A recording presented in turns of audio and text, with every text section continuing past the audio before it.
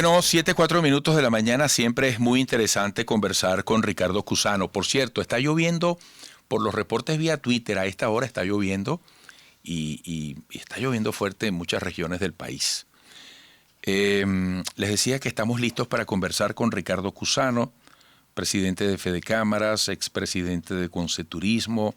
Bueno, está culminando su gestión, que ha sido muy activa, muy notoria. Yo quisiera, Ricardo, comenzar por un análisis tuyo, antes de ir a otras consideraciones, sobre la sensación que tienes de este momento histórico desde tu responsabilidad.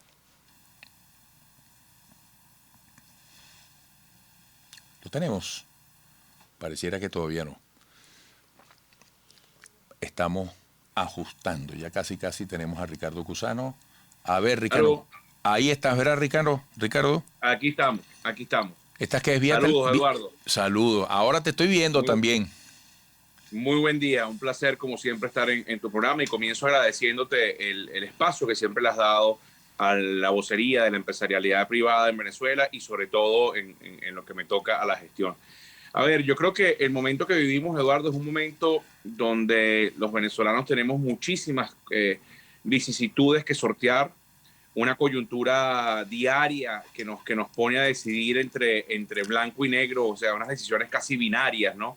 Que para algunos venezolanos quizás es un poco más dramática en vida o muerte y por eso algunos deciden irse a pie a otros países, en fin. Pero también ese momento coyuntural nos está poniendo a entender que ya no podemos vivir de las glorias del pasado, ni seguir estructurando nuestro pensamiento diario sobre los atavismos de violencia o de sentir que nos asfixia la imposición de algún tipo de modelo o la respuesta a él que quizás no está pensada directamente en el ciudadano, sino en la opción de la toma del poder. Yo siento que Venezuela está en un momento vital para reencontrarse, para construir consensos, para entender que aún y a pesar de las diferencias, tenemos que construir sobre ellas, que ahora en noviembre se nos viene un proceso electoral que, si bien es cierto, no genera el cambio que quizás todos quisiéramos tener, pero comienza a darle a la ruta natural de la democracia un nuevo oxígeno, una nueva capacidad de que los venezolanos podamos transitar hacia ella. Con lo cual yo veo el vaso medio lleno, Eduardo, jamás medio vacío.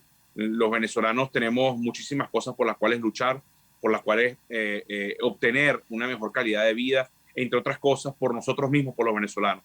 No es que nos va a ir bien porque tenemos petróleo, no es que nos va a ir bien porque tenemos bauxita, oro o tenemos grandes playas. Nos tiene que ir bien porque el mayor capital que tiene nuestra nación somos nosotros los venezolanos, que hoy además, aunque tengamos 5 millones, 6, cada quien tiene una cifra distinta según el organismo, en el exterior eso, aunque duele y genera cicatrices o heridas familiares, empresariales, profesionales, pero eso también es un gran activo, porque esos venezolanos han ganado capacidades profesionales, de oficio, en algunos casos de capacidad de inversión, pero sobre todo, Eduardo, han ganado una experticia, una experiencia de ciudadanía, de cómo interrelacionarse con el Estado, de cómo actuar en medios competitivos, de cómo ser más respetuoso con el vecino, pero también de saber exigir sus derechos. Entonces yo creo que al final son más las cosas positivas que las negativas que nos abrazan como nación. Me gusta este titular que acabas de decir, entre todo lo interesante de tu mensaje. Nos tiene que ir bien por nosotros, por la gente. Y estás en un gremio al que le ha tocado en estos tiempos, bueno, intentar profundidad en una visión de país. ¿Cómo explicar, Ricardo, que por una parte, como me decía en estos días Luigi Piccella, quien será el próximo presidente de Conindustria, me decía, la gran tarea es rescatar el salario? Vemos que hay un altísimo porcentaje de Venezuela padeciendo la hiperinflación, la dificultad económica, y por la otra ese mismo país se resiste a entregarse y quiere emprender, cada uno a su manera, a su dimensión posible. Yo creo que Venezuela está hablando muy fuerte, chico. El venezolano quiere trabajar, el venezolano quiere ser productivo. Incluso me voy a atrever a decir algo, el venezolano quiere ser empresario. ¿Ah? Es así, Eduardo, cuando tú sales a la calle, y te montas en el metro, en un carrito, en tu carro, en la forma de transporte que tengas a pie, es verdad que ves muchas vicisitudes, es verdad que ves muchos problemas, pero también estás viendo personas que se levantan a trabajar a pesar de esas realidades, personas que están emprendiendo, gente que tiene nuevos negocios, jóvenes que siguen estudiando a pesar de que hay deserción universitaria. Es decir, en líneas generales hay nichos que si los juntamos se pueden convertir, Eduardo, transversalmente en un epicentro para un círculo virtuoso. El país está clamando por soluciones y esas soluciones no se dan con pensamientos binarios es blanco o es negro. Se dan una construcción de consenso, en unas medidas en que sean de inclusión, porque la inclusión, Eduardo, no es una dádiva, es el reconocimiento del ciudadano como el centro de la sociedad. Por eso rescatar el salario es vital hacerlo. Los empresarios queremos pagar más, pero también necesitamos un entorno que nos lo permita para que la empresa sea viable. ¿Por qué? Porque nosotros debemos respetar lo reivindicativo de los derechos de los trabajadores, pero también el Estado y por supuesto los propios trabajadores tienen que respetar que el pago del salario sea viable. Por ejemplo, la retroactividad de las prestaciones. Es verdad, pero hoy en la realidad que estamos viviendo es inviable para poder llevar al cambio del día un salario, no sé, por ejemplo, en Colombia cuando hicieron la ley de empleo, que era un sistema paralelo a la ley del trabajo y el trabajador decidía con cuál mecanismo utilizar, era el cambio proporcional a $50. En Ecuador fue 75, en otros países será 200, 300. El problema no es el monto, es cómo hacer para que ese monto se convierta que haga posible salvaguardar los puestos de empleo y que también haga posible que el ciudadano cubra sus necesidades básicas de alimentación, de educación, de vivienda, de salud y también de esparcimiento. Entonces, y eso se construye encontrándose, Eduardo. Eso no se construye. Acabo de leer unas declaraciones de un activista político que decía, bueno, ¿qué consiguió Fede Cámaras al reunirse con el gobierno? Y yo les pregunto, ¿y qué han conseguido en algunos casos cuando no han transitado la vía electoral? Y yo pregunto, lo que quiero transmitir, Eduardo, es que aún y a pesar de las diferencias, no nos queda otra opción como país que volvernos a sentar a buscar soluciones. Y quien no lo haga, que pague las consecuencias. Y lo único triste de todo esto es que los tiempos de la política no son los tiempos de la economía, lamentablemente, son mucho más lentos.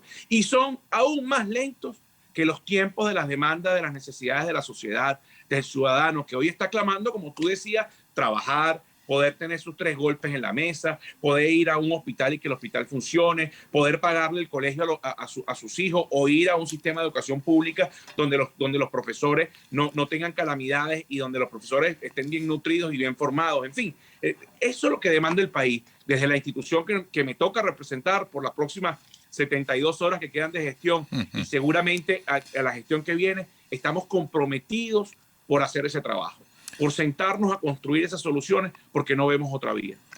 Ricardo, en la próxima parte, por favor, y partiendo de esta afirmación que haces, los tiempos de la política no son los de la economía. La política va mucho más lento que la economía y las necesidades de la gente. Y lamentablemente, o para bien, la economía depende de la política. Yo quiero que hablemos del diálogo. Tú eres un hombre de consenso, perteneces a un sector de empresarios que están promoviendo en este momento el diálogo. Yo quiero que al regreso, en el contexto actual y de este compromiso que tenemos los venezolanos el 21 de noviembre, tú nos cuentes cómo estás observando ese camino posible al diálogo. Así que regresaremos con Ricardo Cusano, presidente de Fede Cámaras, quien ha dicho, bueno, le quedan poquito más de 70 horas como presidente para entregar la presidencia de Fede Cámaras a Carlos Fernández. Volveremos.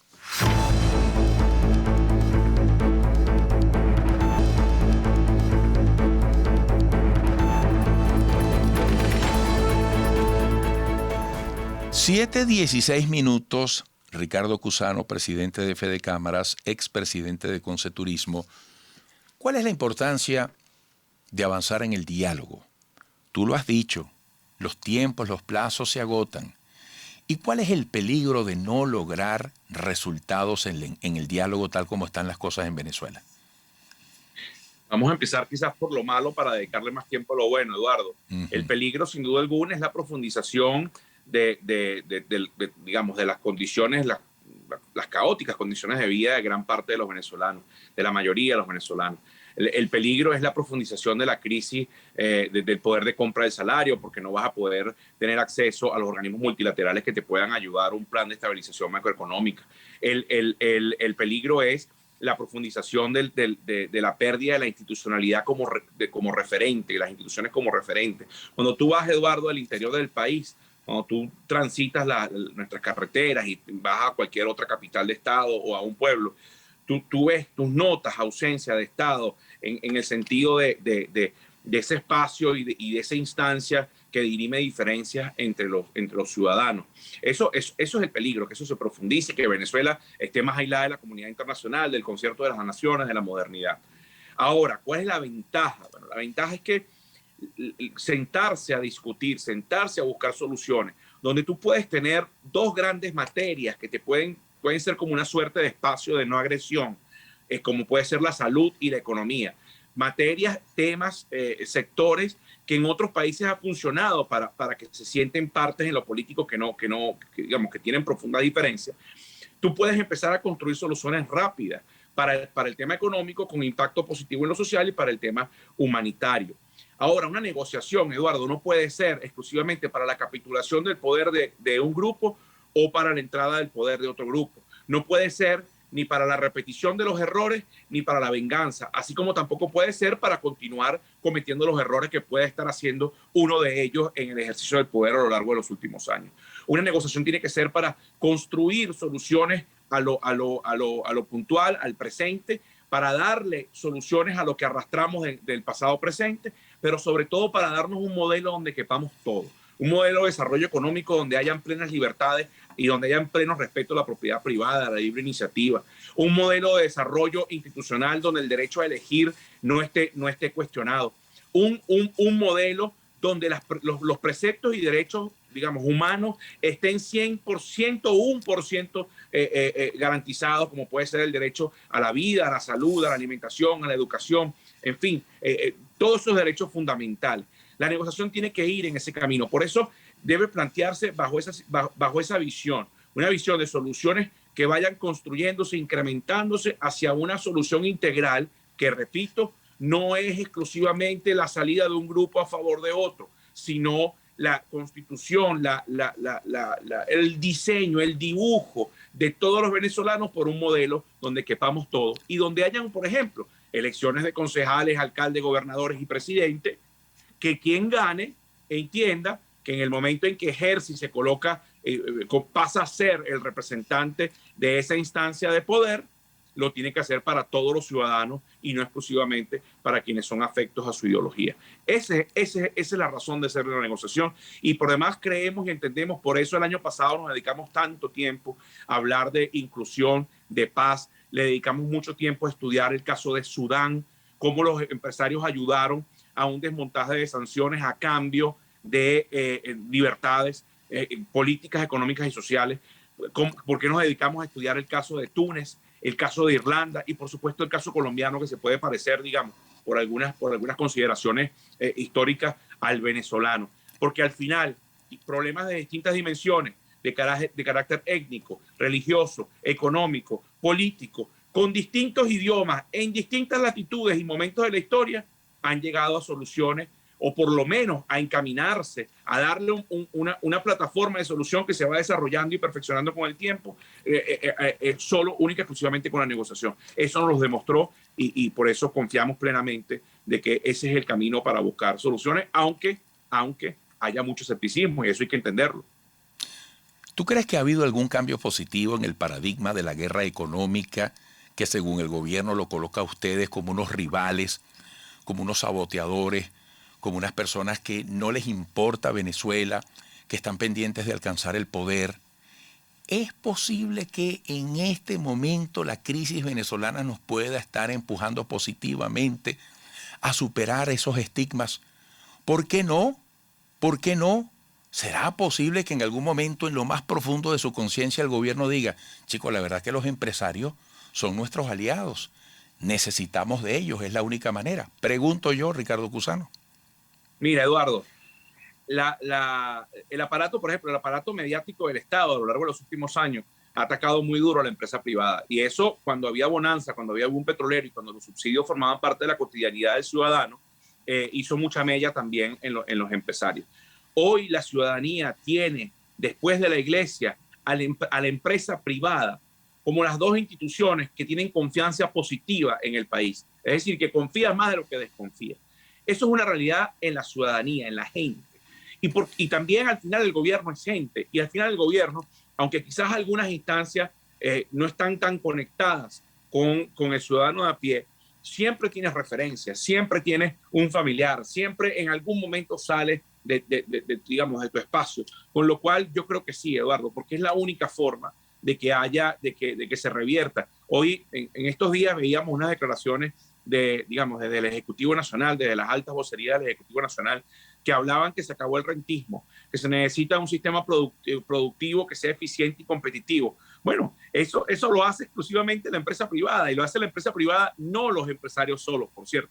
La empresa privada está compuesta de dos grandes actores, empresarios y trabajadores, que entre los dos construyen sueños y desarrollan realidades, y al final presentan soluciones. Bueno, la respuesta a tu pregunta es sí, Eduardo. Yo sí creo que puede darse esa oportunidad, por supuesto, y puede darse esa situación, por supuesto, en el marco y en paralelo a un proceso de reinstitucionalización del Estado, a un proceso de reinserción de Venezuela en el concierto de las naciones, porque hay que rescatar las capacidades crediticias, porque uno de los mayores dramas que tenemos los empresarios es que no hay crédito no para que te lo regalen, crédito para pagarlo, pero para apalancar el desarrollo de tu actividad. Y como ciudadanos, casi todos tenemos en la cartera un plástico que es muy bueno para abrir puertas, que en el pasado nos ayudaba a financiarnos y llegar a fin de mes, o comprarnos algún regalo extra, o comprarnos o alguna diversión que quisiéramos darnos, ¿no? Que se llaman tarjetas de crédito. Entonces, al final, la economía tiene que ser rescatada, y creo que todos los actores, porque por cierto, no es solo el gobierno,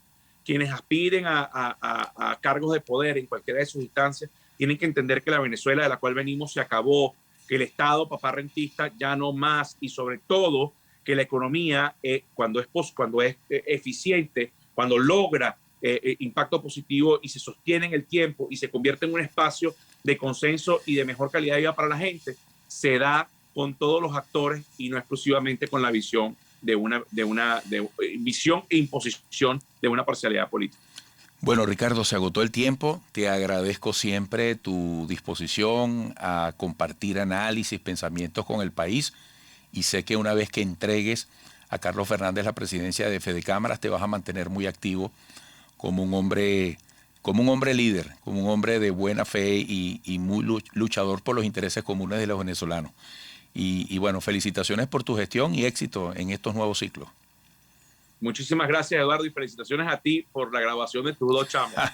Esas son de las razones por las cuales los venezolanos debemos luchar por nuestros hijos. Un abrazo. Gracias, Ricardo. Igual bendiciones para tus hijos. Gracias, Ricardo. Bueno, aquí con el guarapo aguado. Gracias, Ricardo Cusano. Regresaremos.